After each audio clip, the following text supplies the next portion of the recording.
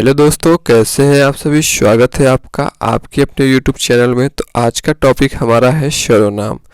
तो आज का टॉपिक बहुत ही ज़्यादा इम्पोर्टेंट होने वाला है, क्योंकि आज के टॉपिक जो हमारा है वो हमेशा कंपटीशन के पेपर में हो या एकेडमिक में हो, हर जगह सर्वनाम से प्रश्न पूछे जाते हैं। जैसे एसएससी, जीडी, टीजीटी, पीजीटी और भी कई UPSI, UP constable, MP police, हर जगह पूछा जाता है हिंदी के सिलेबस में। तो चलिए वीडियो को स्टार्ट करते हैं और समझने का प्रयास करते हैं। तो सबसे पहले हम लोग देख लेते हैं सर्वनाम की परिभाषा। सर्वनाम होते क्या हैं। संज्ञा के स्थान पर प्रयोग होने वाले शब्दों को सर्वनाम कहते हैं। जैसे मैं, आप, हम, तुम आदि। इसका क्या अर्थ हुआ, यानी संज्ञा के स्थान, संज्ञा यानी किसी का नाम के स्थान पे जो शब्द प्रयोग होते हैं उन्हें सर्वनाम कहते हैं। जैसे अमन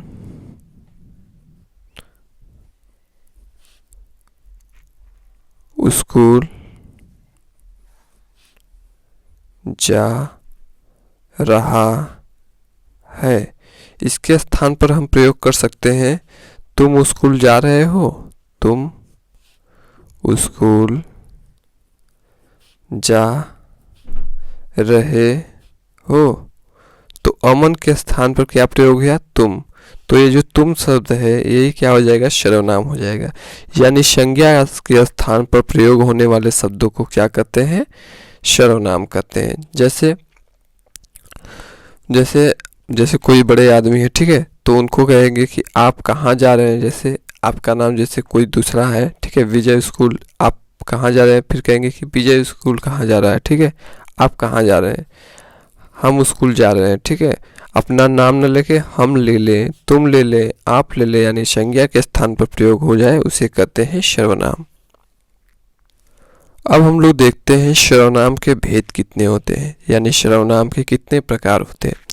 तो पहला होता है पुरुषवाचक सर्वनाम, दूसरा होता है निश्चयवाचक सर्वनाम, तीसरा होता है अनिश्चयवाचक सर्वनाम, चौथा होता है संबंधवाचक सर्वनाम, पांचवा होता है प्रश्नवाचक सर्वनाम, छठा होता है निजवाचक सर्वनाम।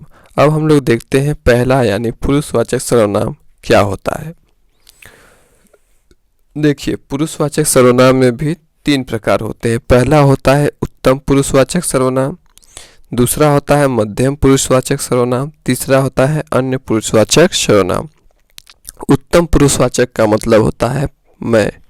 जैसे हमारी जब बात हो, यानी मैं, ठीक है, हमारी बात हो, मैं, हम, ठीक है, अपना।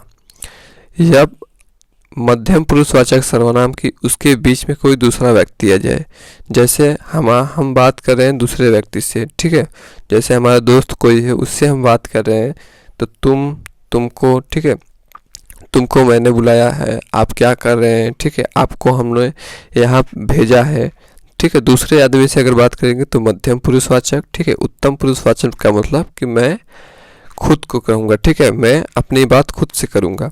अन्य पुरुषवाचक सर्वनाम का मतलब होता है कि अगर हम दो लोग मिलकर तीसरे अन्य पुरुष की बात करें, ठीक है, थर्ड पर्सन की बात करें, तो उसको कहते हैं अन्य पुरुषवाचक सर्वनाम। जैसे उसको, यानी हम दूसरे की बात किए, थर्ड पर्सन की बात किए, उसको, उनसे, ठीक है, उनसे हमें मिलना है, हम दूसरे आदमी से बात करें कि उनसे हमें मिलना है, उसको, आदि। इस प्रकार के जो शब्द होते हैं वो होते हैं अन्य पुरुषवाचक सर्वनाम होते हैं।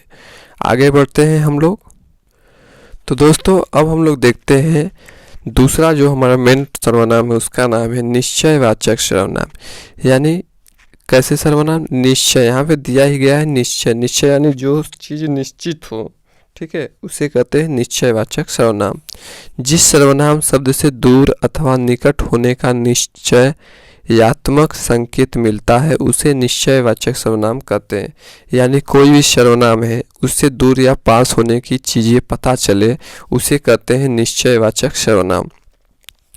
जैसे यह मेरी किताब है, ठीक है, यह क्या हो जाएगा, हमारा निश्चयवाचक सर्वनाम है। इससे पता चल रहा है कि यह क्या है, दूर, या दूर है कि नज़दीक है, तो कहेंगे कि यह नज़दीक है, ठीक है।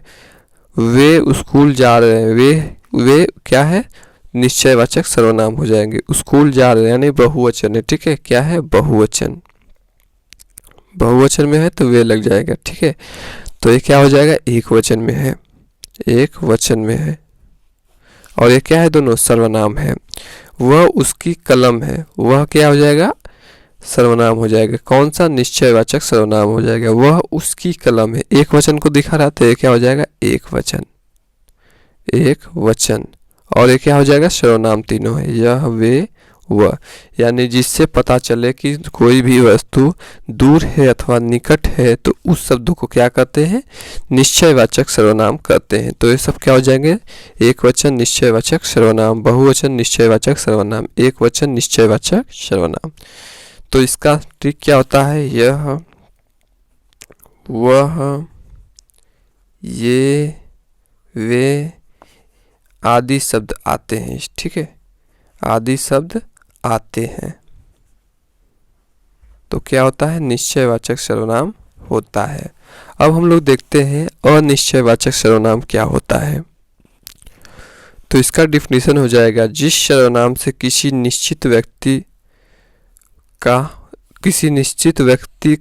वस्तु का न पता चले, ठीक है, न पता चले उसे अनिश्चयवाचक सर्वनाम कहते हैं। यानी हमने यहाँ पे न लिखा था, ठीक है, तो लिख दिया अभी। तो किसी सर्वनाम से, जिस सर्वनाम से किसी निश्चित वस्तु का न पता चले उसे अनिश्चयवाचक सर्वनाम कहते हैं। जैसे उस चीज़ में आपको कोई निश्चित चीज़ न पता चले कि यही चीज़ की बात हो रही, इसी चीज़ की बात हो रही। जैसे चावल में कुछ गिर गया है, यहाँ पे कुछ शब्द आ गया है, ठीक है, कुछ का मतलब कोई भी चीज़ गिर गया है, ठीक है, पता नहीं है, निश्चित नहीं हो रहा है कि क्या गिरा है, लेकिन कुछ गिर गया है। तो क्या हो जाएगा, अनिश्चयवाचक सर्वनाम। क्या हो जाएगा, अनिश्चयवाचक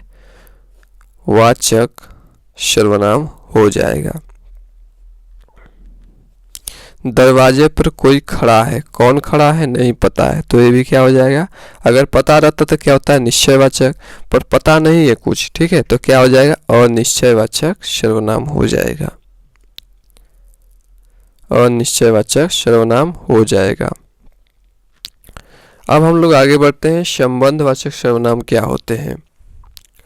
संबंधवाचक सर्वनाम, जिस सर्वनाम शब्द से किसी दूसरे सर्वनाम के बीच संबंध स्थापित कर दिया जाए, ठीक है, संबंध कर दिया जाए या स्थापित कर दिया जाए, उसे संबंधवाचक सर्वनाम कहते हैं। जैसे जिसकी लाठी उसकी भैंस, यानी भैंस का संबंध किससे है, लाठी से, ठीक है, तो इसका संबंध इससे हो जा रहा है, ठीक है, तो ये क्या हो जाएगा, संबंधवाचक सर्वनाम हो जाएगा। जो बोएगा वही काटोगे, जो बोओगे वही काटोगे, तो काटने का संबंध किससे है, बोने से, तो क्या हो जाएगा, संबंधवाचक सर्वनाम।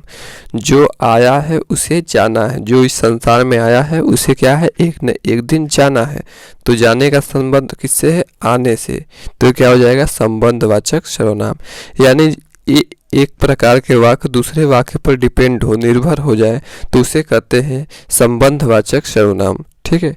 आशा करते हैं आपको समझ में आया होगा। आगे बढ़ते हैं हम लोग, प्रश्नवाचक सर्वनाम। प्रश्नवाचक सर्वनाम क्या होता है, जिस सर्वनाम शब्द में प्रश्न पूछा जाए उसे प्रश्नवाचक सर्वनाम कहते हैं। प्रश्नवाचक का मतलब ही होता है कि जिसमें प्रश्न की बाहुल्यता हो।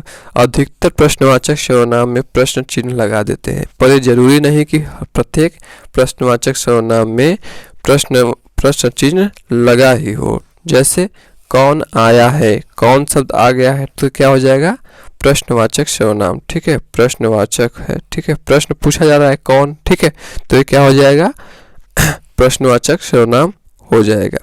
चावल में क्या गिर पड़ा, यानी चावल में कुछ गिर गया है, तो क्या गिर पड़ा है, ठीक है, तो ये क्या हो जाएगा, प्रश्नवाचक सर्वनाम हो जाएगा। तुम्हारा नाम क्या है, यहाँ पे क्या शब्द पूछा जा रहा है, उससे प्रश्न पूछा जा रहा है, ठीक है, तो ये भी प्रश्नवाचक सर्वनाम हो जाएगा। यानी जहाँ पे प्रश्न पूछा जाए वहाँ पे क्या हो जाएगा, प्रश्नवाचक सर्वनाम हो जाना है। अब हम लोग देखते हैं निजवाचक सर्वनाम क्या होता है।